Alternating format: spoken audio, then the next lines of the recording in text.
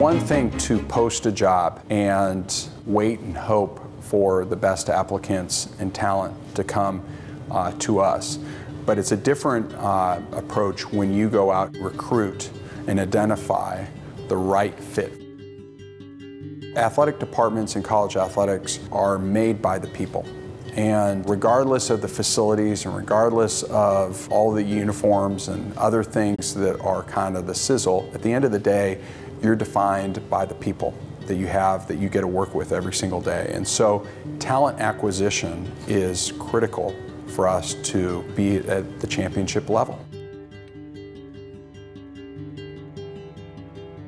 We're looking at having a significant amount of people over the course of the next 3 to 4 years now that are going to be potentially retiring or retiring, and we have to replace that skill set, that talent, as well as the knowledge base that those people have, and we have to do it quickly, we have to do it responsibly.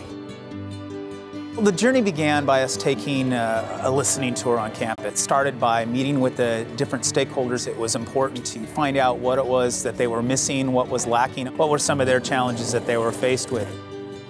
We enlisted the help of 2 brilliant students to start doing and seeing what other major universities and Fortune 100 companies were doing with regards to career websites and as well as social media. And those companies are going very, very viral with how they approach and attract new talent.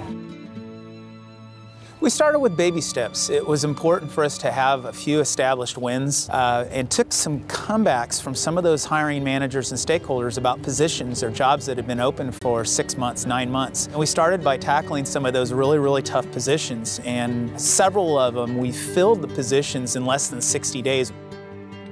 People were flattered that we were reaching out to them. These were your true passive candidates, people that hadn't put their resume. Some of them had to create a resume. They hadn't been looking. Some of them didn't have a robust cover letter. They weren't looking for a job. They were happy and content where they were. It took me about 2 weeks to get comfortable with LinkedIn. It was very, very easy once I realized how to use it correctly. My first big win was actually probably when I recruited our Richmond Bay campus director. It was the highest level position that we had actually recruited here on campus without going to an outside firm.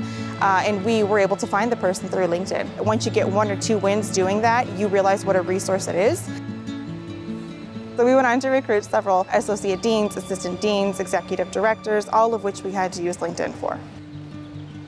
We've saved over $2 million in less than 20 months time frame, and that's continuing to grow. Time to fill has been an important metric for us to track because not having people in those seats really can affect the programs and the research that we're doing here on this campus.